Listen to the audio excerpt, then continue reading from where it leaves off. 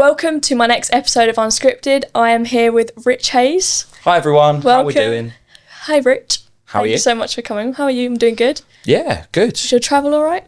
Yeah, it's been one hell of a journey the last year. I've really enjoyed it. I'm grateful to be here and thank you for taking the time to talk through it. I'm super honoured to have you on.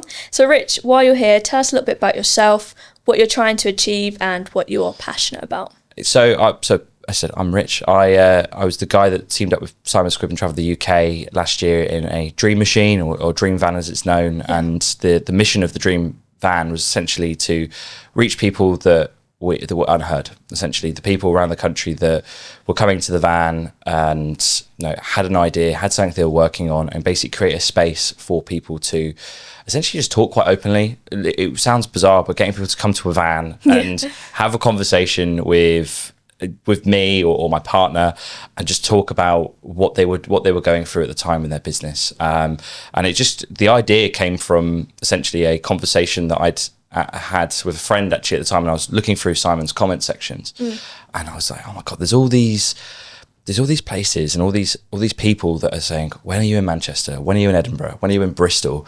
And I sat there and I was like, hang on a minute, there's something here. And I didn't really know what it was. And then the penny dropped and I was like, hang on a minute, I've got this van that's, this rusty old thing and I could travel around the UK and basically go meet all these people for him and help service them. I had no idea how I was going to do it. Yeah. And I just pitched the idea to what was it called? It was it was essentially like a virtual doorbell for an event back in December 2023. And Simon put on an event at Box Park with a couple of big names, and I pitched the idea. I didn't really hear anything from it. And then about a month later, I actually pitched to Simon to be a community manager for Helpbank and the Simon Squibb ecosystem. And fast forwards, I remember getting the message from him saying, oh, I watched your pitch. We'd love to make it happen. And it's a really crazy little story, to be honest. But yeah, it's been an amazing year. There's so much to it. It just depends where you want to talk about it and go. No, that's incredible. With Simon, did he surprise you with the van? I feel like I saw, you had the van, but did he wrap it for you? Yeah. Is that the surprise? Yeah. So the surprise was, there was a lot of behind the scenes work that a 60-second clip can only tell so much. Yeah, and I very much a believer in a photo paints 1,000 words. And with the van specifically, I didn't know what the van looked like. I knew it was being done. I had no idea what had been designed. I went into it completely blind. I had no idea what conversation we were going to have.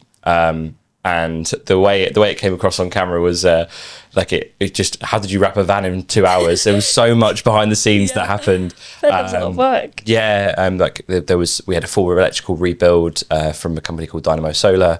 Cube Branding did the vinyl wrap, and I can't remember who else was involved. There was 3M supplied it for free, the actual vinyl itself, and then we had a company up in Birmingham where the van is now called Overflow Paints, who are doing a full respray of the whole van now at the moment. So there's quite a lot of behind the scenes, but it was a complete surprise. I had no idea what was going into it. Wow. I came out of it and I was like, wow, okay. That was, I would think that whole day was just a fever dream. It was, I was completely in shell shock about the whole experience. So, So exciting. Yeah. Was that the first time you met Simon in person? No, so I'd known Simon for about 4 years at this point. I'd known him through LinkedIn. Okay. And I'd met him twice previously at the time. From memory, yeah. So I met him in the July 2024 at an event at the Twickenham Doorbell. That's where we filmed What's Your Dream. And what a lot of people don't know about that story is that I was actually terrified of taking my foot off the clutch at the time. I was so nervous, and I was like, oh my god, this is gonna happen. And then it's like, oh, what's your dream? What are you gonna do? It's oh my god. And then we filmed it, and then we were trying to get it moving, but it was such a big project for the Simon Squibb ecosystem, that it was trying to find the best way to actually make it all work. And so it was a big project. It took a lot of time to sort of execute on quite a few things to make it happen. But it was one hell of a journey, and I'm really, it's brought us here today, right? Yeah. So. On the van there was Simon's book, What's Your Dream? go and buy it on Amazon and Yeah. all the other places. WH Smith's. Yeah, WH Smith's, Asda. Oh, I can't remember all the places now. I should know all of them. You can buy it at our events as well. Link in description to buy What's Your Dream. But how did you, like, was it sponsored by Simon, or did you have any sponsors on the van, or was there anything that was helping you travel around the UK? Yeah, so we had, Simon was Help Bank specifically was the main sponsor. The wild story of how Richard Branson and Virgin Startup got involved slightly further down the line, about 8 weeks into the tour. So originally it was meant to be, there was a number of sponsors. So it was Dynamo Solar, Cube Branding, and 3M. They were our main three, and they contributed. No, it wasn't necessarily like a paid sponsor per se, but they gave quite a lot to the project with no expectation, and we did a lot of behind the scenes work with them, but to try and make that happen. There was a lot of behind the scenes work to actually get that all to happen as well, and there was the views is one point, but also it's just trying to give as much value to what these brands were looking for as well. And we took it around the country. I think we did 10,000 miles. So it was like the physical exposure of locations that we were at that really helped. And I used to talk about them all the time at locations. If people said, "Oh, how did you get these people involved?" And I just said, I reached out. I just had a conversation. Yeah. I think a lot of people overthink brand outreach sometimes. It's just ask the question. You're either going to get a yes or a no. And I think a lot of people, when you're doing that, and then obviously Simon was the big sponsor for the so we had What's Your Dream on the side. We just launched the hardback in the January, and so it was all quite fitting. And then his wife Helen, behind the scenes, designed the whole van. A lot of people don't know that as well. That's really cool. Yeah, and I found out later that it was Helen designed the van, and I never got to thank her personally until Ideas Fest, because I hadn't seen her, and I said I just wanted to say thank you for all the work you did, because it was a huge project. It looked amazing. Yeah, I missed the rainbow van, as we called it. It's something, I know, there's a saying from Mr. Beast. It's like, if you see a cow go down the road, you're not going to look twice at it. If you see a purple cow down the road, you're going to look at this purple cow, right? And the van was just this bright thing that your eyes drew to it. It just, what's that? And I think it was the colourful sort of pop that it had to it that allowed people to really go. And the yellow book really stands out as well. Yeah, it does. Yeah. It's like, but yellow is quite a warming colour anyway. A lot of people, it grabs your attention. I don't remember, like in GCSE, it sounds really random. Yeah. You used to learn about the colours and what they all meant, and I was like joy is yellow. Yeah, exactly. Yeah. And I remember I was going through that, and I was like, oh my god, yeah. Like when I look at it now, I was like, you should see it all the time. It's like every store you go, every bookstore, or you just walk into a Waterstones, and it's normally the first book that you sort of, well, obviously we like, oh, it's Simon's book. But no, it's cool. But yeah, no, it's been an amazing journey. So like that first part of the tour was awesome. So much cool things happened on it. That's so cool. Yeah, just try to tell them all the stories. It's like, how do you condense that many stories into one thing? How long were you travelling for with the van? Yeah, so we started in the April, and it went through till about November. So it did the full hurdle. We did 33 stops. Of those 33 stops, it was a mix of around the country. Some places we couldn't get to. I think we massively overestimated what we could achieve in such a short period of time with managed breaks as well. Like we had to take time back at certain points. I think we forgot just how much load it was to actually just keep dotting around the country all the time. It was van life. It's it was tiring as well. There was moments where there was days where there was just a lot. There was a lot to do. There was always trying to plan that next location. And I think the hardest part to anyone who, if you're a street vendor or you're a mobile trader who literally just travels around the UK and just pops up at random locations, pop-up culture is so difficult. It's not something you can just turn up and leave your van and hope it works. No. Like it's like, no. Yeah, it was so like, and we found out like from Brighton Council. So when we were really early in the tour, we ended up going to the I360 Brighton, and a shout out to Sarah Willingham for making that happen. And this was like day 4 of the tour. So we're like prime Brighton location, like probably the most well-known location in Brighton as of now, like, cause of, no, not just the tower, but it really is an amazing spot. Okay. When we were there, we had 2 council officers come down, and they were telling us about, they said, they were just telling, because she owns the whole area. So it's basically like a 100-year lease that she owns. And there was this one place that if we were on that bit of land, it would have cost us £20,000. Oh my gosh. Just if we were caught on it, didn't matter what we were doing, £20,000. That would ruin anyone. Yeah. Like, if you're a small business, just done. So yeah. But yeah, you weren't on that part, were you? No, we come close. We came close a few times. Like, there was a moment where I remember getting into a discussion with a traffic officer about where we were, and I was just like, this is not worth. I just said, you know what, I'm just gonna start the car. It's just not worth it. It's just not worth your peace. So yeah, that there was a few moments where we were like, oh god. But as the tour went on, it got easier, because obviously we'd learned the mistakes earlier on of like, okay, don't do this, do that. So yeah, it worked out all right in the end. That's good. What were some of your favourite moments from the Dream Machine?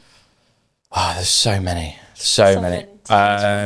In terms of people or just experiences, people, events. There are a few that really stand out to me, especially earlier on. There's the heart-wrenching ones, and there's the ones that were just became flourish stories.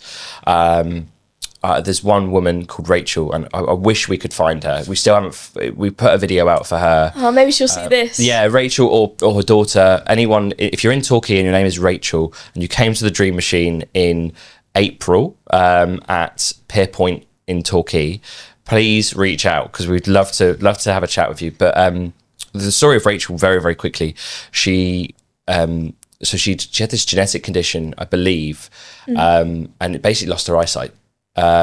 And the way she found out she lost her eyesight, she could see, but she couldn't see much. And about 6 months earlier, prior to us meeting her, her husband just said, she had a wobble at home, and her husband said to her, just go to the hospital and get checked. Yeah. She walked into the hospital and out the hospital legally blind, lost her license, everything. That was it. And the beauty of her story was the only reason she knew we were there is because she could see pigments of yellow. And obviously the van was bright yellow, so she knew where we were.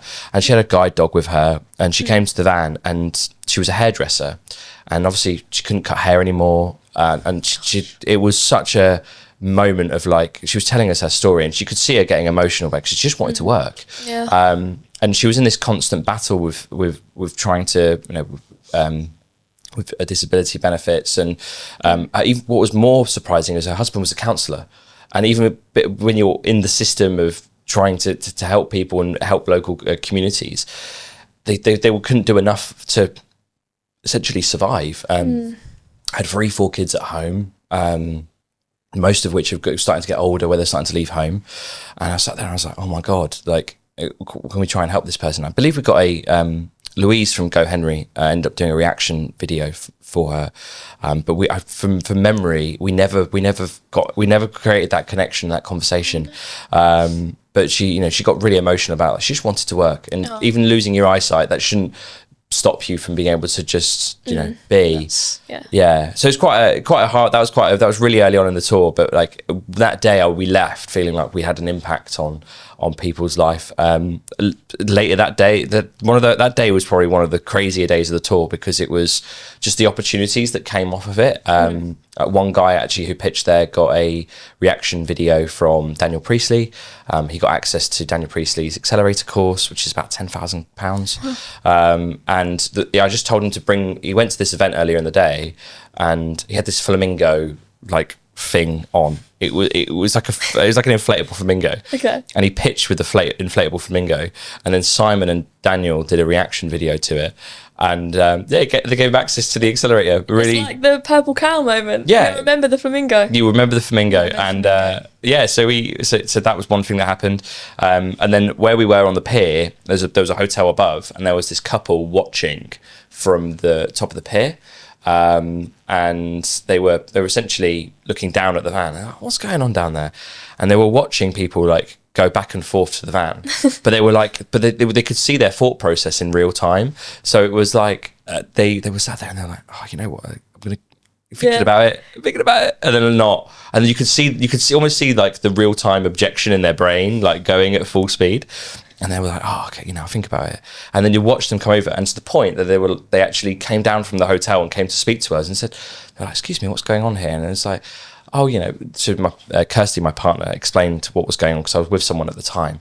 And they were so compelled by what was happening that they just bought a load of books just there and then. It's like, we want to just give these out to people just as we love what you're doing. Really random. They had no idea who Simon was. Yeah. And it was just that one moment of just watching this happen at this van. Really nice. Yeah. So, and there's other things like more recently, I suppose, like with the Virgin collaboration, we were in, there's a few people that stand out.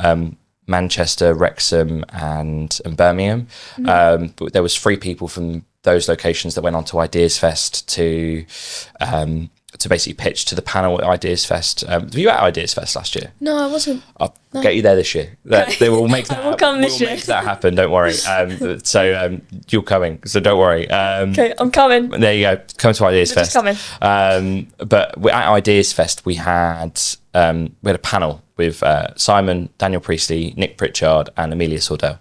On that panel, 3 of the people who went up on stage, either with the panel or just with Simon, all pitched at the van at different intervals. So there was Tori, who runs a brand called Bootskins, which is essentially like a football boot it's like a skin that goes over your football boot, and it protects the lifespan of the boot.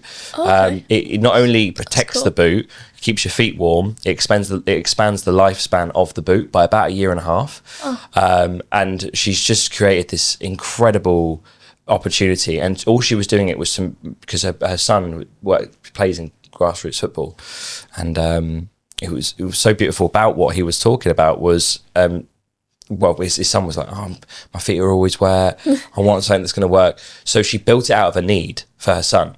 And then all his team wear them, and she's just built it in Birmingham. Like she's just built she's built all the local connections and sourcing, and she just needs opportunity. She's had conversations with brands like I'm bigging her up here, but Real Madrid, Chelsea, Benfica, some of the biggest football teams in the world. So she's having these conversations, but it's just that in. So if anyone in this world knows anyone who can help get her some pre-orders for that, then that's one thing. Get in touch with us and we will sort it out. Yeah, Tori, if we can help Bootskins, that's one I've been really plugging away at. Or if we can get them to the Sidemen charity match. Imagine having these skins on the Sidemen boots. That would be amazing. It'd be so cool. So that's one thing we're working on. Then there was Gaynor, who runs she runs a children's brand. It's almost like Crocs, but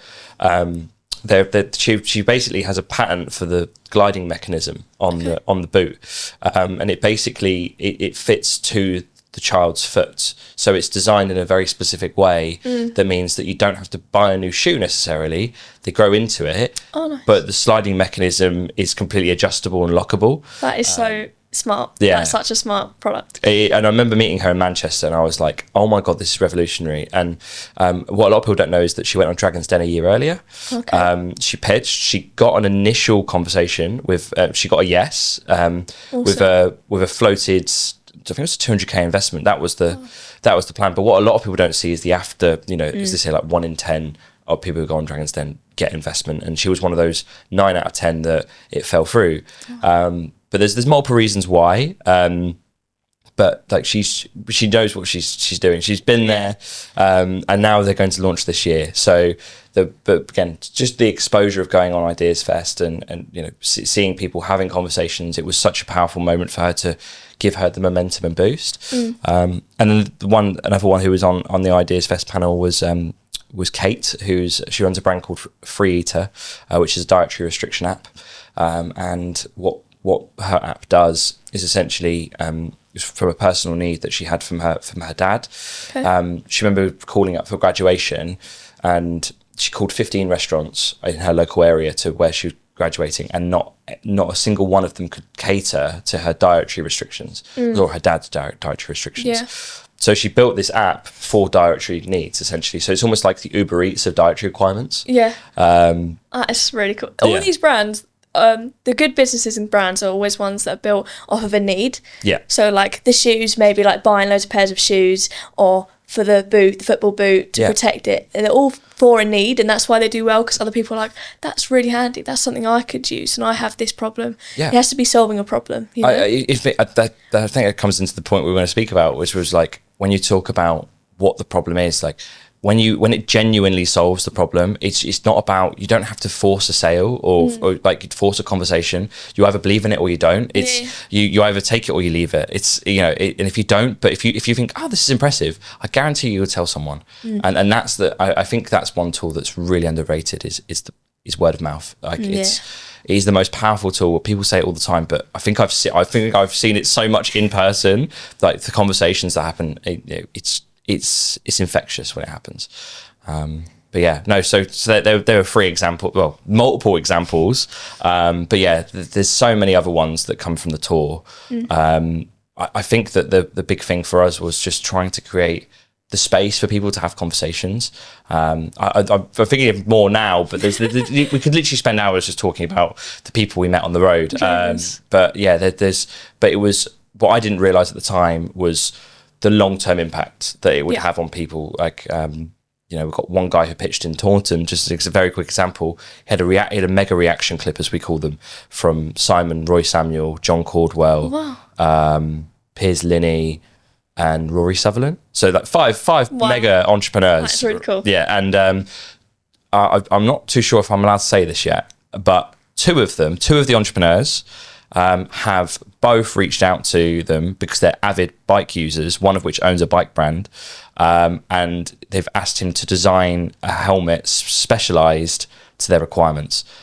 All from just coming to a van at it was called Sheppy Cider in Taunton. Literally, it was a cider farm with it's really well known in Taunton apparently, and he just knew the van was there. He turned up, pitched, we left with no expectation, it was just this thing.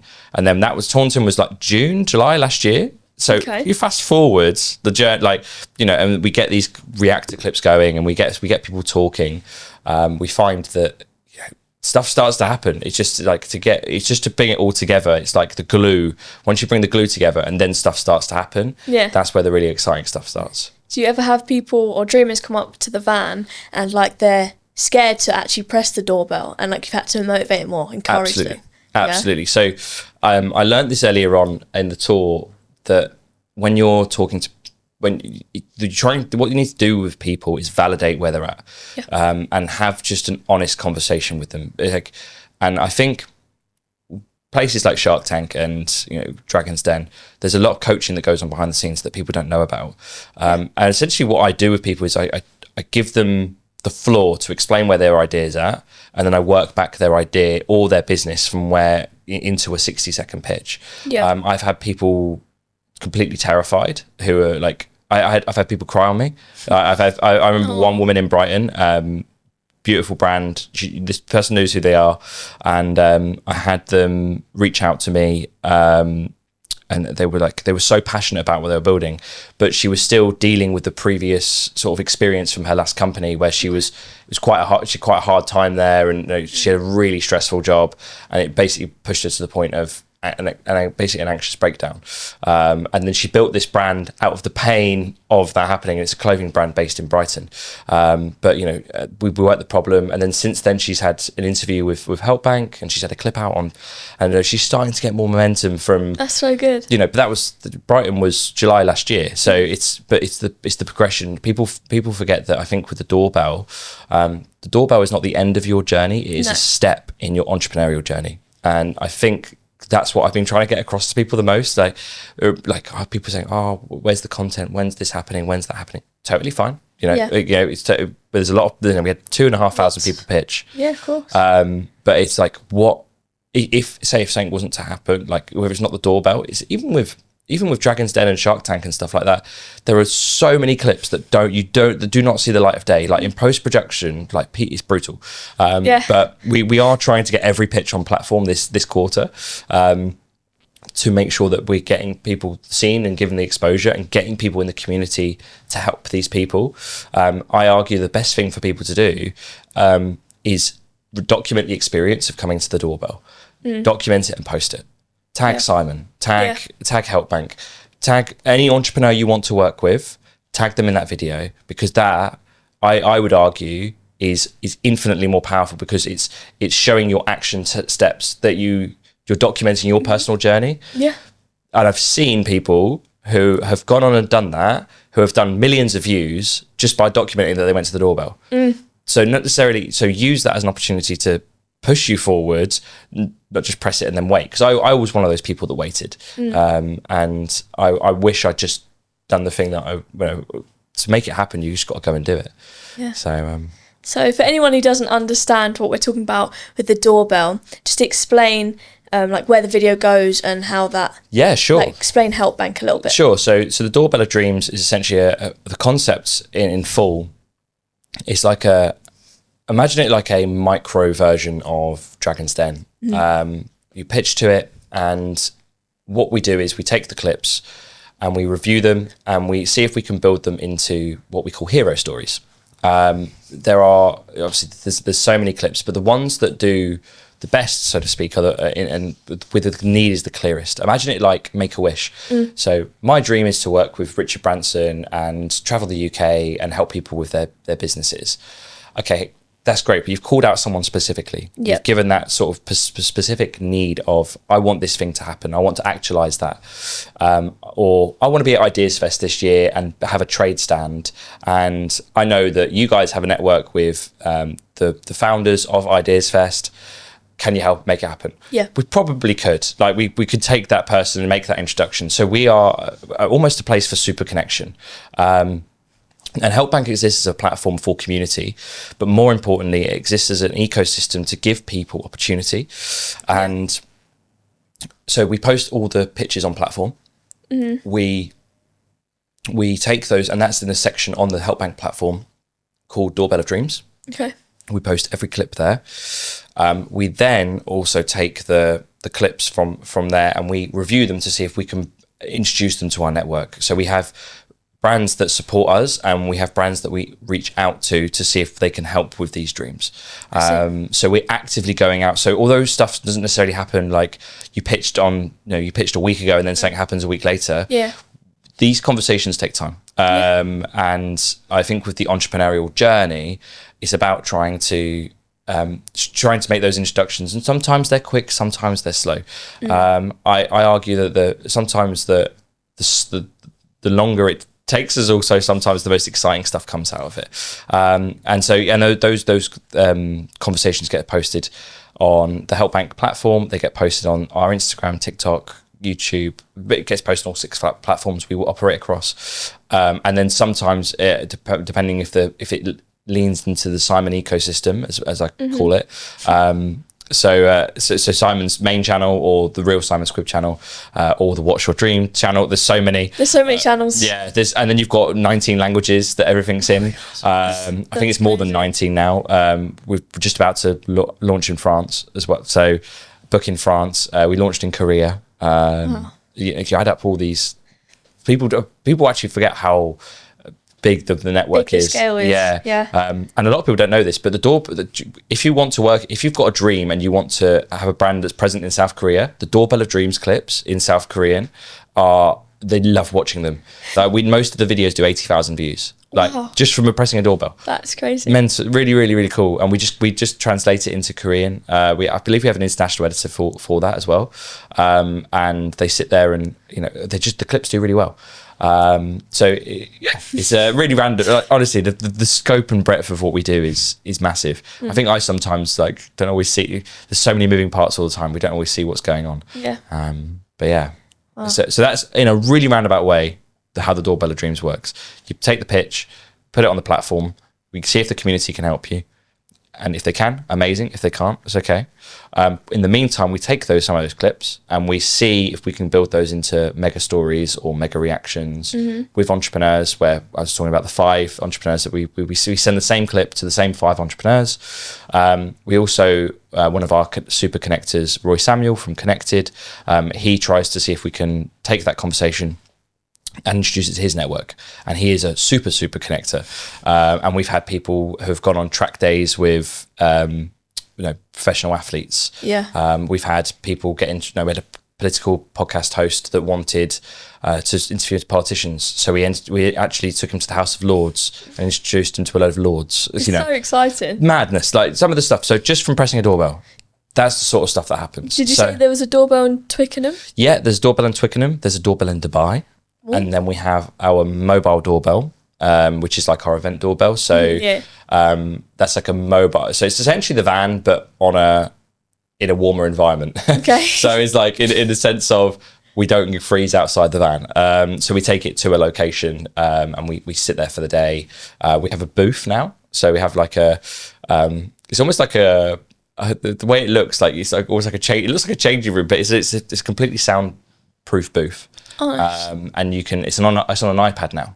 The only one that's not is Twickenham. But you go there, you press you press it, you fill out your details, and then we review it, and then it goes to the production team, and then we see if we can build it into some form of story. But I think that's the beauty of it. You don't know what's going to come off it. I think that's what people should take as an excitement. It's like that's the excitement and the risk with it as well. Yeah, and I think people don't realise that when you scan the QR codes, like there's a list of support as well. Like there's on the platform, we have community calls that we run every week.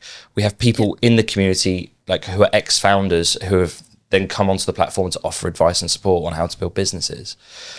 That's the sort of, so it's like, that's what I try to say to people. It's not the end destination. Yeah. Then go and use the resources that we're giving you or showing you where it is. Like we can signpost, and then like we want to welcome people in to give them more support, because in the time that it takes for a clip, like we could say if it take 2 months, just as an example. In that 2 months, if you saw, there's community calls, there's I can go through the starter kit, I can go through an accelerator that happens every quarter.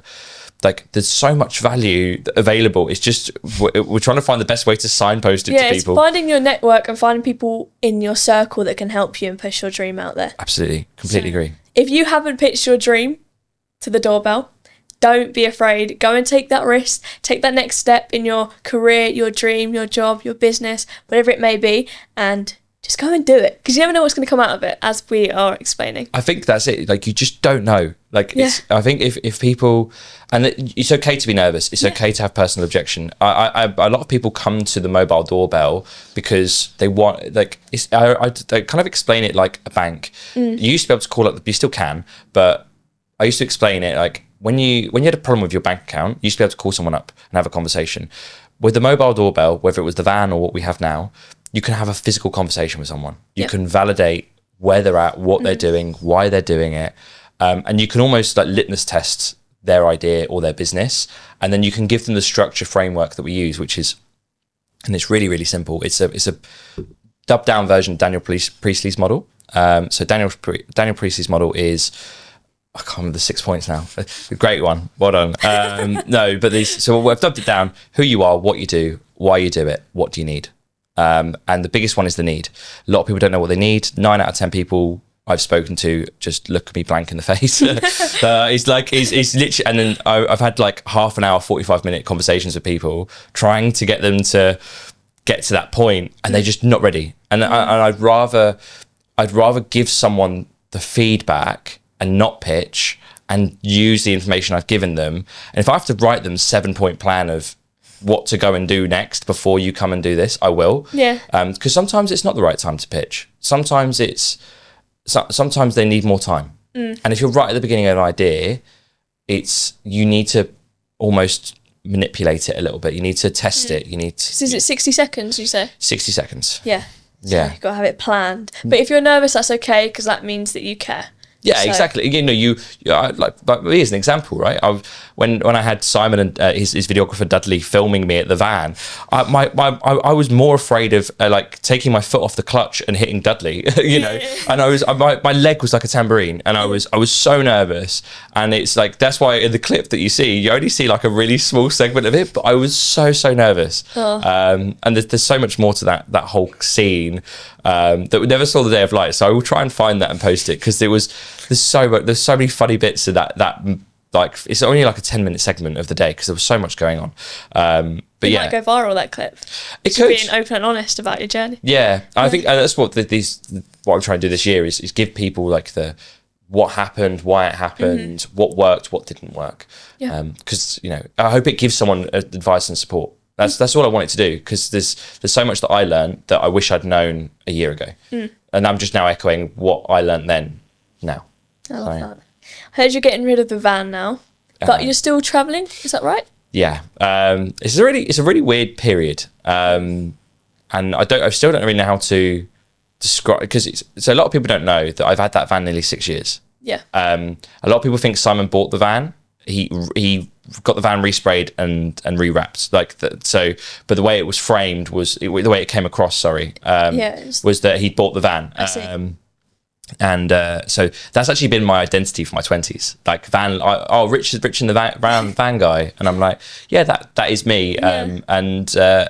It's, I don't know if it's like an identity piece, but it's a very weird period in terms of like letting go of the van, what's next, and so for the most part, I've been trying to navigate like that next piece. But the van is going. We're looking to sell it in the spring. It's currently having a respray, and then it's having another solar panel fitted. And then, we're saying goodbye to it.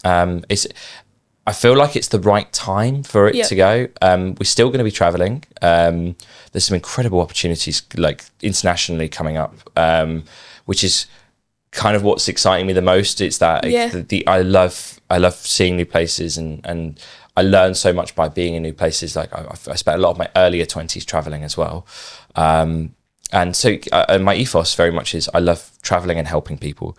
And honestly, I don't mind which way that looks. It can be a van, it can be a plane, it can be a train. It really doesn't matter. Yeah, it's a new chapter, and sometimes it's good to refresh and like new location, new ideas, and I think it's quite nice to totally go for something different, Yeah. Still the same, but it's the same. Different way of approaching it. I still do the same thing though. That's what a lot of people don't see. So I still do, I have the same not necessarily the same conversations, because every person's different. Yeah. But I still have the same sort of framework that I follow with people. It's not like something I just what's the word? You kind of go into it and you're like, you just don't know. Every event I've ever been to the last year, I've not had the same. I've always had different conversations. You meet someone new.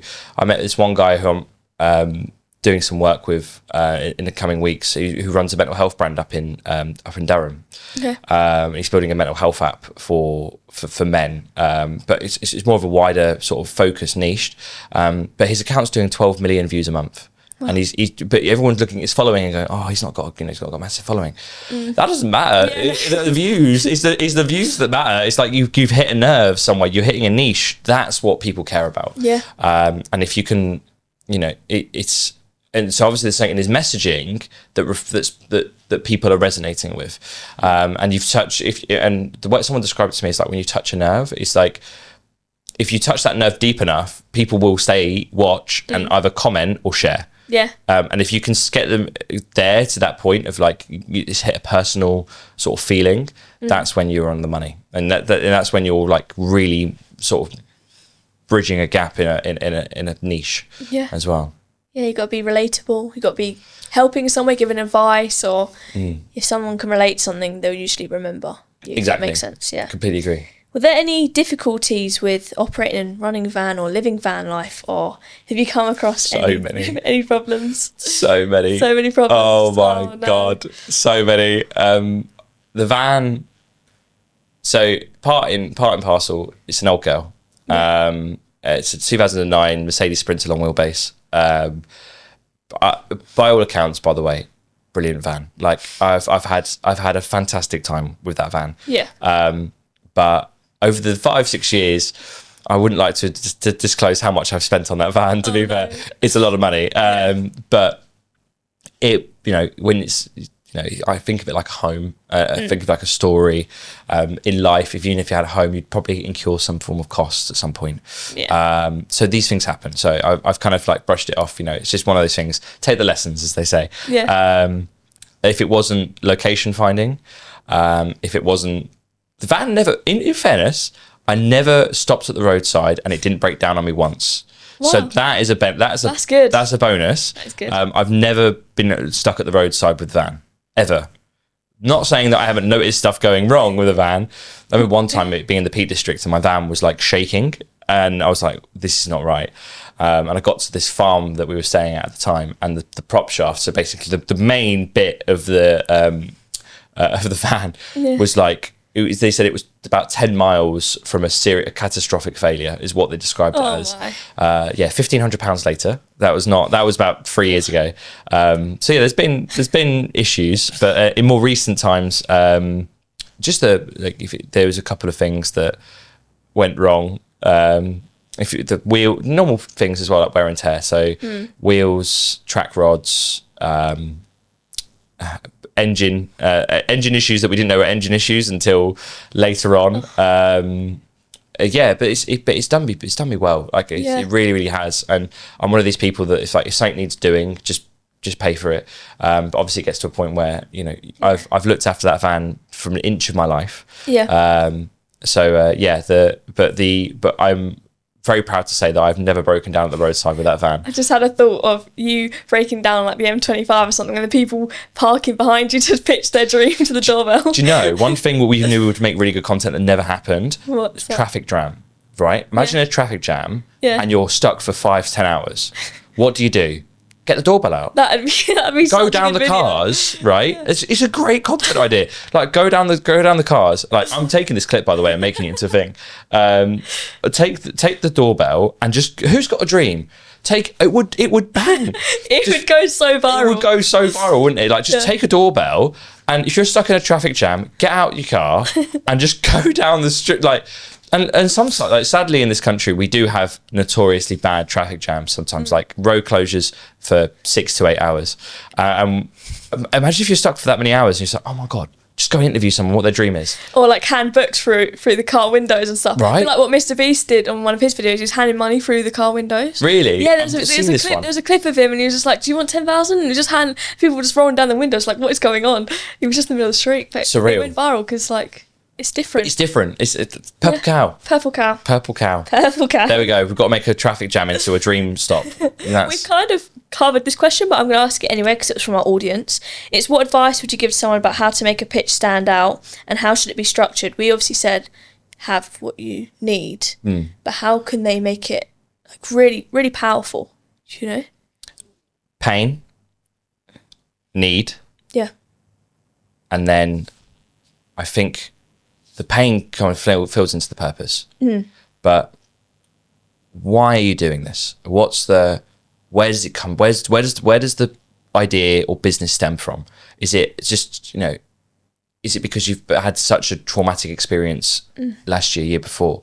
The ones that stood out the most were the ones that there was pure purpose and passion behind it. If you're in, and you can tell normally in a pitch who's like, and so that's not always the case though. There are sometimes pitches that come through that not necessarily like they're nervous or they're shaky, and that's totally fine to be like that. But there's something in what they're saying that's like they just need help. They just need help, and like, and in our world, like I'm compelled to try and help everyone, and I want to help everyone. And if I don't know what they need, if I then pass that to say in an argument sense, right? You spoke to Simon, you tell Simon what you're building, and then I know for the first question you'll ask is, okay, what do you need? Yeah. And 9 out of 10 people will freeze. I was one of those people. When he first asked me what's your dream was, I had no clue what I needed. I didn't, and this was July 2024 when we first filmed What's Your Dream, and I didn't know. And even then, when we actually launched in the April of 25, I didn't know what I was going for, in the sense that, was I looking for exposure? Was I looking for someone's, was I looking for sales? Was I looking for a brand to work with me? Was I looking to get 100,000 followers? I had a loose idea, but I sort of remained to my two cores, which are traveling and helping people. That I just made that the main focus. Everything else was a second. So the why really informs the direction of the pitch. And that can come from a pain. Yeah. That can come from someone else's pain, right? It can come from someone that said, like the example I gave earlier of Kate and her dad, right? Her dad, for most of his life has had an intolerance of some description. Yeah. And she's seen that's had an impact on him, so she's built this business out of that pain, right? Yeah, it's really powerful. And I think this, similarly to yourself, when you did the 30-day challenge for Simon, what stood out was you broke down what if you were to win 10 grand, you broke down to the penny what it was going to be, and that stands out. And I argue that's why your clip went so viral in the way it did, because you just were so clear. I've known other people to do this as well. We had I saw her last night at an event, Emma, down in Gosport. Shout out to Emma from Gosport. Embrace Serenity is her brand, and Emma, what Emma did was, to the penny, asked for a specific amount of money. It was just under £3,000. I never remember what it was. I think it was £2,962.22 or something like that. Yeah. She asked specifically to the penny, but it was built off a pain because she stepped back from her business because of she had some struggles personally, both mentally and at home, a young family. There was a lot of stuff going on that a lot of people didn't see, and so she took herself away from the business. She'd been in Simon's ecosystem for a good 4 years. She's like an early girl, like purposeful project. That's how early she goes in the Simon ecosystem, and she'd taken herself away completely. But then she came back and pitched in Gosport when we were at a bakery opening, and she pitched the specific amount. She had Simon and Simon Sinek react to the clip. And then Simon Sinek says right at the end, I think we should give her the money. Yeah. And then so Simon did. It was but that, again, really, really specific. And I try and tell people to ask for access, not funding. Yes. I think access will bring that. It's not because the access could be sales. It doesn't necessarily mean, I think access is critically more important, because that door might open 7 more doors. Of those 7 more doors, what are they going to be? Are they going to be 7 more different revenue streams? That's more. If I'm pitching for £3,000, but that's 7 avenues will bring me 10. Yeah, I go for that. Yeah. That's the way I try and frame it now. So 100%. The pay, the clearer you can be on what you're trying to build, the better, because it allows me to then justify what made me compelled to watch on. And that's the same in any content as well. I think my clip breaking down the money on my TikTok, I think it got around 20,000 views. Then I had one other clip from the 30-day challenge where I was shouting out a presenter, YouTuber, Lee Hinchcliffe, to come onto my YouTube show, and it went viral. It got like 60,000. For me, 60,000 is a viral clip, but I'm not 100% sure why, but it was maybe just luck of the draw. It might have just been because of the creator himself. But I think sometimes as well with clips, you just never know. And people say, "Oh, there's an algorithm, and if you do this thing and you follow it to this number, this will happen." No, it doesn't work like that. I had a clip. So my old channel that had like 15k on it.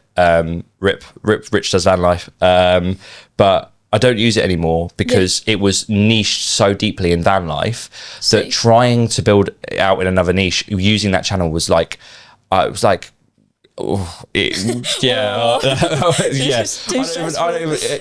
was, and I kept going because it's like, no, consistency, keep posting every day. You do those things that people tell you to do. It wasn't working. Yeah. And I sat there and I was like, there must be something. And I wish I just made another account. I just wish I'd just gone, binned it off. But I had one clip that went viral. It did 110,000 views. A guy called Jaden Jane, he was 15 years old at the time, footballer, and I said, if you pitch your idea now, I want to be a pro footballer, and we're outside Plymouth Argyle Stadium. Yeah. Brilliant clip. And so the backdrop is him, the dream machine, and then the stadium in the background. Wow. Brilliant backdrop. Perfect. Do you want to know why it went viral? What do you think it was? I don't know. Any guess? It could be so many options. It could be... It's ridiculous. Tell me. It's ridiculous. Tell me. Everyone was arguing in the comment section about his age. That's why it went viral. So all the comments, people interacting to what pushed out. That's fun. So And it's a great clip. I said to him, if you, and I woke up the next morning and I was like, oh, maybe Simon's posted another video about the van or something. That's because I had all these 150 followers. And I had a message from Simon's brand director, and he'd said, oh, mate, this is a great clip, well done. And I'm like, what? And I log on and I've got like all these reactions and new followers. And it's just this one clip of Jaden. And we actually went on to help him and got a scout at a game that he was in the Devon Cup final for under 16s. And we got a Plymouth Argyle scout to go down. But what was brilliant about the clip was that he was really specific on his need. Yeah. And we helped him. But most people thought he was 18. And I'm just there like, come off it. Like, is that really why this clip's gone viral? Yeah. And, you know, but I've done other clips like that for people where, you know, they just have, I'm battling against, you know, our algorithm. Like, and it's, I had like a rant. I'm sure you've seen the rant, the famous rant of me when I'm walking down a street. About London. Yeah, I'm walking from the office. Sorry, I'm walking from the tube station to the office. I recorded it in the time, and I just documented all my experiences that I'd had that morning in some way, shape, or form. And I just made it, and I showed it to our head of events when I got to the office. She said, "Oh, this is great. We should just post it now." So I sat there and edited it up, posted it. So on Instagram it's on 700,000. And on TikTok, it's on 500,000. Wow. Same video, no difference, and it just. That's so fun. I know there's some science behind it and stuff. I get that, but sometimes it's like you're pushing a huge stone up a hill to try and get it to work. And you know, you could certain values that I take from social media content creation generally. And the only real metric you can control is consistency. It's truly. Yeah. And you know, and there's a saying from Alex Mosey. If you do so much output, it is unreasonable that you will not succeed. And I live by that rule really, in terms of like, if you just do the thing, and if you're posting 10 times a day, there is no reason why the algorithm will start to see, oh, this person's posting, this person, you know, and not just grid posts, reels, trialing different formats as well. I think testing is so important. You've got to really, so a lot of my content at the moment seems a bit sporadic. There's no, like, it's kind of like a shotgun in terms of like the type of content, but I'm trying to see what works. Because it's different for everyone. I'm on a similar page as well. Like, I'll post motivational stuff, I'll post stuff about my presenting, obviously clips from shows. Just seeing what people enjoy watching. I think people from blocks.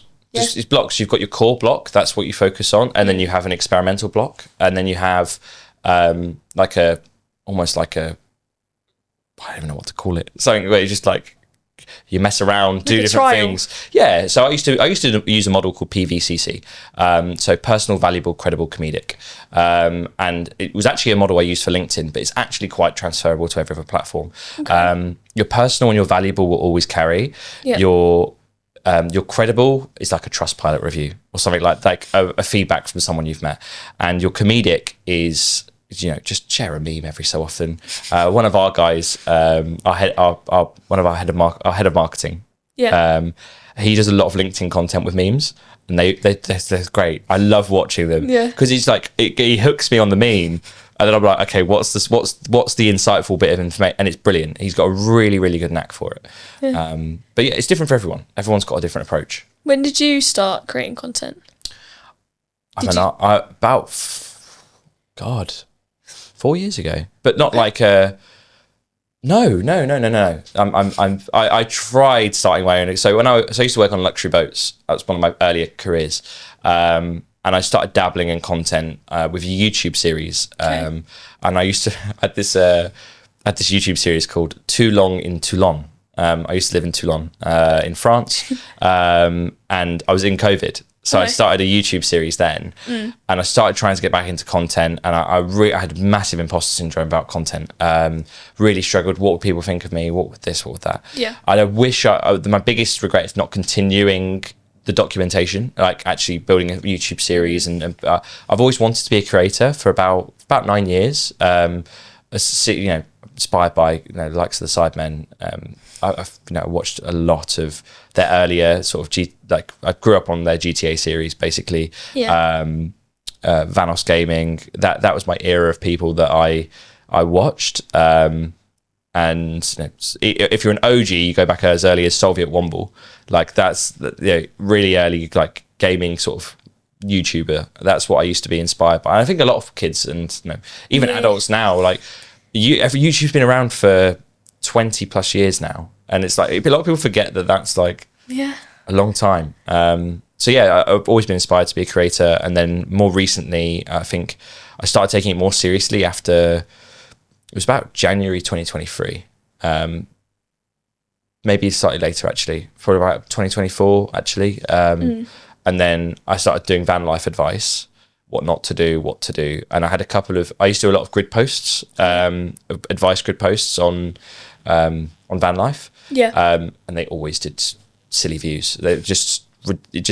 People liked it, but then why they went viral, people arguing in the comment section. Oh no, this is not the way it goes. It goes this way. Some people post on purpose though, like they'll misspell something, or it'll be a meme just slightly different, just so people say this is not the original, and like.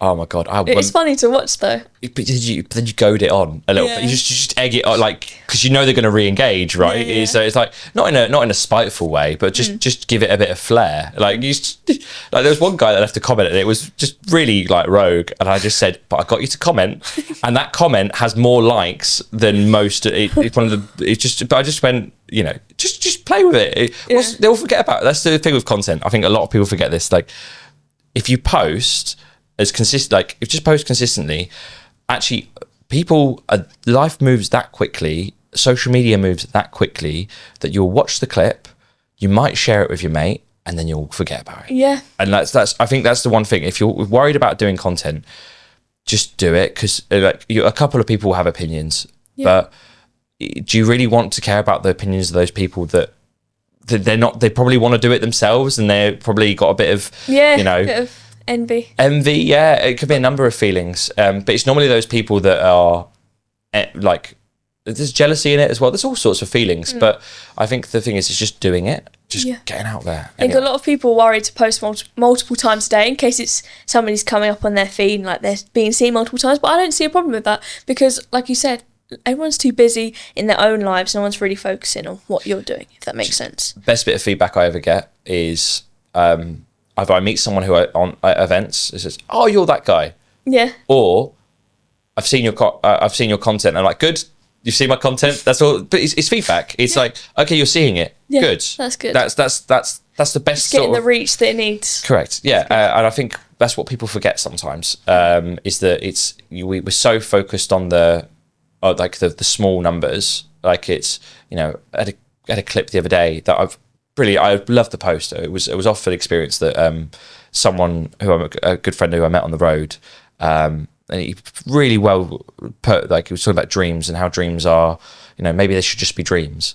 And I was like, I was quite defeatist, kind of like viewpoint. And I sat there and I said to him, it's not, but you're looking at it wrong. It's just like, and I was trying to show it in a constructive way, not in a difficult way. I was trying to be a friend ultimately. Yeah.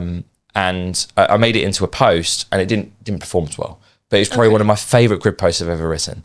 And sometimes it's just the way that the rock lies, Yeah. And so it's different every time.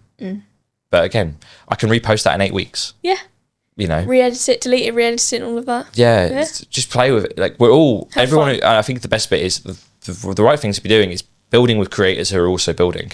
Yes. Because it's okay going to big creators and getting exposure and stuff like that, but is that the type of people that you want in your audience, or do you just want to build it yourself?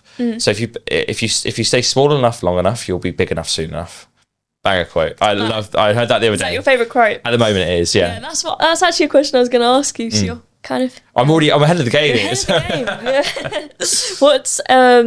What's the biggest risk that you have taken in business, in life, with the van, with dreams, anything? Do you have a risk that you... I had a few.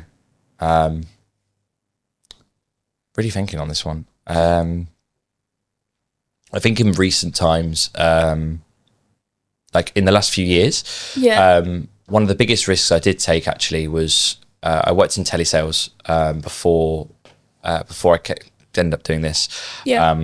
And my last job before this was telesales. So, but the gap is massive. So I quit my job in July 2024. And I wasn't particularly enjoying my job in telesales. I think it's a great world if you want to learn sales and just build repetition, tenacity, and just a really important skill set to have. I think everyone should try telesales at some point in their life. But I just couldn't knack it, and I was doing all the things that they were telling me to do. And then what I realised, I was listening to some of the calls that some of the people were doing. I just wasn't really feeling it. So I was like, you know what? I'm going to quit. I'm just going to quit, because I thought I had a feeling that I was out. They were going to let me go anyway, and I've never been let go from a job. So this was like a make or break moment, and right, I just said, you know what? They already knew that stuff was already happening with Simon, and we were starting to make headway with that. And I just said, you know what? I'm going to quit. I'm just going to see myself out, and then. It was nerve, right? Like leaving a secure job and just going at it and just trying to build your own thing. I have my hats off to anyone who does it. It's a really commendable thing. It really is, and I think it's because we're taught that, you know, have a safe, secure job. And I don't think I actually, now on the other side of the kilter, I think if I went back to that type of job, I'd be more worried doing that than doing this now. Like it's that's the way I believe it anyway. And when you see that, but I think some people have to be shown it. But I then didn't have any work. I had one bit of work in between the launch of the van, and I'd done 1,000 interviews between me quitting that job and starting the van. It was a really hard moment. It was, and the biggest risk was, so Kirsty, my partner, when we got together during this period. And I remember I turned to her and I said, I got a message from the brand director and for Simon. And I said, I've just had this message. Do we go for it? Yeah. And just let's see what happens. There's no harm in trying. The job market's terrible. Can we risk 3 months of suffering, essentially, accruing a bit of debt to make this happen? And can we get through this moment? And we both agreed, yes, we can. And I just literally threw everything into it, and just made it happen. So from January 2025 to the launch, only thing I was obsessing with the van. Can we get brands on board? Can we get, I just fought for everything. Yeah. We've been given the green light, and it was essentially this opportunity of saying it's either now or never. That was probably the biggest recent risk. But I'd gone 11 months without I had one paycheck, which was from I went to Spain with Zach Alsop to film Born in China Shop. That was a really small gig, but it was my first sort of insight into YouTube creation, and seeing how Zach does it and his editing team, really cool concept. I love his content, and I love the way he approaches just making stories for the grandkids, as he puts it, and that was the only bit of work I had. So, but I wouldn't, if I didn't quit my job, the way I look at it now, I wouldn't have been able to have the amazing summer that I had doing the things with, like, seeing the experiences. Simon, at the time, Simon was the one who introduced me to Zach, and so I wouldn't have been able to go away with Zach, film Born in a China Shop, break down in Spain, have a whole experience in Spain, get flown back, go to Romania, go back to Spain. It was a really wild moment. Go pick up the van, go pick up a dog, bring the dog back from Spain. So all these experiences that I never would have had if I hadn't, taken that risk. Yeah, taken that risk. And then obviously it got really nervy in the early January of 25 and stuff. Big moments where I was like, I don't know if this is going to happen. And then you have to believe. You just have to keep pushing through. And I'm so glad I did. So glad, because it's here now. When you was at the work that you quit, did you have a realization moment of like, what am I doing here? Or was it more just, this is working, so I'm just going to try it out for a bit? So the role I thought I was going into was a blend. I thought it was sales and recruitment, because I had a background in both. And I walked in, and I remember on day one, and was sat there, and was told, right, this is your job. It's telesales. And I was like, I've never done it. I'll give it a try. Yeah. And I said, I'm always somewhat, so I give this to my mum. She says, always give something 3 months. If it doesn't work out, let it go. Give it 3 months. If it doesn't work out, totally fine. You'll find something else. And I gave it 3 months. But then as I was meeting the team, spending more time with the team and the environment, and I realised it wasn't the right place for me. And nothing against, the best of it is that they were great people. They just weren't the right environment for the way I work, and that's totally fine. But it's better to acknowledge that earlier than waste everyone's time. So, and if you do, there are a lot of people that still work. There are a lot of people that still do, that have they have jobs, that's fine. But as long as you can admit, and I know it's harder now because there's not as many jobs available in the market at the moment. So as a result, it's kind of like, you've got to really be, really fight for it. Yeah. Yeah. And you've got to know if it's right for you. And you'll know, most people know. You just got to listen to your gut a little bit with it. So you said early 2025, you had a bit of a nervy wobble, moment. Wobble. Would you say that was your lowest time, or have you had a lowest point of your journey? And like, how did you bounce back from any low points you may have experienced? One of the lowest points was probably from about November 24 to February 25. Real mental low point, like proper, didn't know the green from the trees. It was, really, really tough. The reason it was tough was because we had no income. I hadn't got an income. Kirsty did. Yeah. And we were fighting to just make stuff work. And the brutal thing was that like I hadn't claimed against the state. I'd never taken universal credit or anything like that. And we were just surviving. And the only way I got really through it was there was 3 things that I did. It was get up, make the bed, walk the dog. Okay. They were the 3 things that got me. They were as long as I used to say to myself, if they do those 3 things, you start to get there. And then I started reading Simon's book, and similar time. It was around just after the launch, and I always refer to it when talking conversation, even when I was speaking with Simon. There's a bit in the book where it talks about the hard things, and it's about important writing down a list of the hard things that you don't enjoy doing. And so I put the book down and started doing like actually taking the applications of what he talks about, and doing those hard things. And those hard things were van. It was like a long list of van stuff. And I just simultaneously, one by one, started solving those problems. And I started to feel better as a result of problem solving, which allowed me to basically get to where we are now. But it was like a real moment of like I just had to keep that vision of this will happen.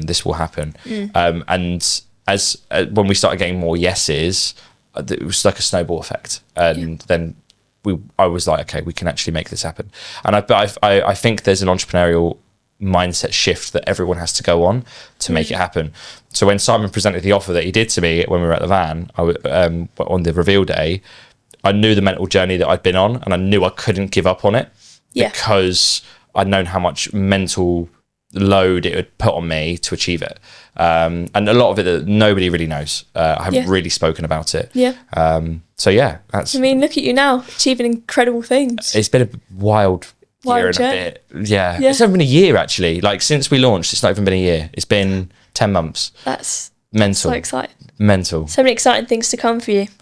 I think so. So, what inspires you to do what you do, and why do you think it's important that we tell our audience to go and chase what matters to them? I go out and help every day because I know there was a moment in my life where I didn't get the help. And this is not relevant to like the last few years, but there's previous moments where prior to that where it was like, whether it was financially or like, or I've been really struggling, and there was no one to really go to. And I didn't have an outlet or something like that. So I think I've seen the other side. I think the importance of going out and pursuing your dream is that it gives you almost a North Star. It gives you something to focus on. It gives you something to, I'm not saying drop everything and go and do it. I believe that there's a playbook to making it happen. I think there's a series of steps, and it's about understanding what you love doing. I think first and foremost, if you're going to pursue your dream and you're going to go for it big, please write down what it is you love doing and why you love doing those things. I used to have 5 that I still abide by in some respect, but some of them I haven't done in a long time. So helping people, traveling, gaming, snowboarding, and I never remember the last one. I think van life was the last one, but kind of van life I don't really do that as much anymore. But the other 2 I've not really been able to do for like 3-4 years because gaming it takes so much of your bandwidth generally. I love doing it, but I just don't have the time. It was just too busy. And then with snowboarding, it's an expensive hobby. It's not to go. It's like you're paying £1,000 per trip for 5 days. It's not exactly a treat. It's not cheap or quick. But I think the real importance of going out there and pursuing it is to give you something to work towards that you're going to be proud of yourself. And if you go for it and just see where it takes you, like, because there's nothing, the worst that happens is you go back to the job that you didn't enjoy, or you go back to the job that you did enjoy. Like the risk is either you make it or there's a lesson. It's not a bad thing, but the lessons were probably more valuable than just sticking out where you are and not doing it. Yeah, this sort of links into my next question. Every guest that I have on my show, I give them a 10-second challenge. Okay. So for my first guest, I gave him a 10-second challenge to pitch his new song. For my second guest, I gave him a 10-second challenge to go pre-order his new cookbook. For you, obviously, you had the dream machine with the dreams. So I'm going to say you have 10 seconds to inspire this audience to go and pitch their dream to the doorbell. Give them advice. Go. If you do it, I'll come and meet you to have a conversation about it, why you want to do it, and what do you need to make it happen? Because if we can help you, we will. I'm now probably committed myself to. If you have like 10, if you have like, depending on how many people actually go and do it, and then to that, I could have committed myself to like 100 conversations. I just don't know, but I was like, I'll come and have a conversation with you. I'm gonna have Google Meets for the next month at least doing that. It's fine. We'll make it happen. But yeah. Do you have someone that you look up to or inspires you? It could be in the creative space. It can be in real life as well, like parents or partner. There's someone who's been in my life a lot recent. Like, there's a few. My partner especially. Like she wouldn't be here without. That's a fact. For Kirsty, like listening to this. Shout out to you, Kirsty. Kirsty, like she knows this, but I don't say it enough. If it wasn't for you, we wouldn't be doing this. That's the truth. I would not be sat here having this conversation with you, having them on the live, which wouldn't happen. Yeah. And like just the small structure. It didn't, like, the light load structure worked really well for me. If it was just heavy pressure, get up, do it. She knew she couldn't do that with me, especially when I was in my lower points. But she was calm, she was collected, she understood. And that's all I needed. I just needed someone to understand where I was at. And that's why we're so successful together as just a couple, because she understands me very well. And I think if you can find someone like that who understands you very well, it doesn't necessarily have to be a partner. It could be a best mate. It could be a mum. It could be, it could be a nan. It could be anyone. But confiding them, but they will understand you in a way that most people don't. And if you can find those people, you'll be fine. Honestly. So yeah, shout out Kirsty. Shout out to you, Kirsty. You're amazing. It's actually Kirsty was the one that messaged me about the Simon Squibb challenge. And I was like, where have you seen this? And she's like, on the email. I was like, what? I was like shaken. What's going on? Kirsty is someone that also is a hidden asset in Help Bank and the Simon ecosystem. The amount of stuff she does that even I don't know, talking to people. Yeah. She talks to people on behalf of me because I haven't, people will message Kirsty because I haven't necessarily responded to something, which I'm renowned for putting my hand up. I know I'm some days not great at that. However, I know that what we're trying to build is like, she sits there, she responds, she tells people, I actually didn't know that. I didn't realise it was Kirsty. She sent me a congratulations DM and it just said like Ruby Tube IT is the winner, and I was thinking, what's going on here? I'm like really confused. I was eating my dinner, I was like, what's going on? And I was like, where is this? On the email, have you not seen it? I was like, no. It was really fun though, it was a fun moment. She actually has asked us a question on one of our videos. Yeah, go on. What's been your most memorable moment from 2025? That was her question on, I can't remember if it was your video or my video, one of our social media videos. I'm thinking more recently. So in last, it can be last, like this year if you want. there was a moment. We're in Florida. Actually, we were on holiday in Florida. For anyone who doesn't know, I'm a massive Star Wars fan. I've actually got this on today. It's actually a Star Wars jersey. Nice. There was a moment where we walked into, so you do this ride and you go into basically the Star Wars universe, and I can't remember what it's called. I think it's called it's the First Order ride, and you walk in and there's just like a sea of stormtroopers, and I just felt like I went back to when I was a kid watching Star Wars for the first time. Real amazing moment. And then there's a moment where you get to fly the Millennium Falcon. Really, like, it just felt like I was a kid again. Yeah. So yeah, I actually, I'm not plugging Disney here, but it really is an incredible place. So yeah, big moment. It was one of the only times last year we really stopped. I say stopped. Disney's not a stopping trip. You'll go, but it's a place where like a lot of I kind of went back to being a kid, and I don't really get to do that often. Yeah. It's really nice. Yeah, it's really nice. Right, what are you hoping to achieve this year and in the upcoming next 5 years? Where would you like to be? Even if you don't know. I feel like we should double this up, really, shouldn't we? So we helped over 1,500 people last year.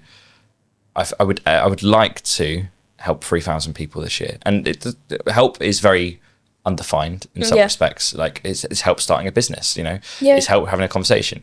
I think I would really like to help more people than we did last year. I try not to put a number on it because I can never really gauge as the year goes on. More of these type of conversations. I want to be able to spread not just the word about what we did on the road, but the work that we are doing with Simon, with Help Bank, with the whole mission. It's so important, and if we don't do it, someone else. So who else will? Because we really can change lives in very small, impactful ways over a duration of time. Sometimes we can do it infinitely quicker. It just depends. It really, really does depend. And I think I put a really bold goal I would love to. I don't know why I've always had this image of like 100,000 followers, and I've said in the next 2 years I would like to get 100,000, hit that number. I don't know why, it's just a number in my head, but I have this belief that the more people we can impact, the snowball effect of them helping more people, and it acts as a catalyst for more good. What about YouTube? Is YouTube a platform that you'd like to build as well? Yeah, so YouTube's a big one for me this year. I don't really know how I'm going to do it. I've started doing YouTube Reels, Shorts, as they're called. I've been consistently doing it every day. We do normally, it does quite well. I'm surprised at how well my YouTube Shorts do. They normally do better than most of my other platforms, which is positive. Yeah, positive. So I'm onto something, and I'm just trying to build on that sort of. And it's not necessarily. I think subscribers are really valuable on YouTube. Yeah. Probably the most valuable in terms of when you think of ecosystems of followers. I think YouTube is a gold standard for retention. So yeah, that would be an aim. Obviously I had to restart a lot, so I'm kind of going back to basics a little bit, rebuild from the ground up, and trying to really find that focus frame of where do I want to focus the content. I love what I do now, but I want to really give people more of a space to talk. So stuff like this is something that I really want to, and not just me. I want to be on that side. I want to be interviewing people I've met on the road, or people like yourself, like to know your story more. Like why you want to be a kids TV presenter? What is it that you've seen growing up that's sparked you, right? Yeah. If you do a podcast, I will happily come on. 100%. That's a goal for the year. Let's do that. Let's do it. Yeah. Let's make it happen. Well, thank you so much, Rich, for coming on. No, thank you. It's been a pleasure to have you. No, thank you so much. I feel like we could have spoken another hour there. I feel like we could have, yeah. Easily. There was so much before we didn't get to cover, but no, I appreciate you having me on. It's been amazing. It's been an honour. If people haven't seen your content, where can they find you on social media to give you a follow and follow your journey? Of course. You can follow me on @RealRichHayes. That's on Instagram, TikTok, YouTube, Threads, Facebook. Can't remember all. I think there's 6. LinkedIn is Rich Hayes as well, for those who use that most. So if you want to find me, check me out. Go give him a follow and subscribe. Let's support his journey, and leave comments in the comment section that you've come from this YouTube video so that I can see my audience going across. That would be really cool. Love it. Thank you, Ruby. Thank you so much for watching this episode of Unscripted. Stay tuned and hit subscribe for my next episode. See you then. Bye guys. See you later.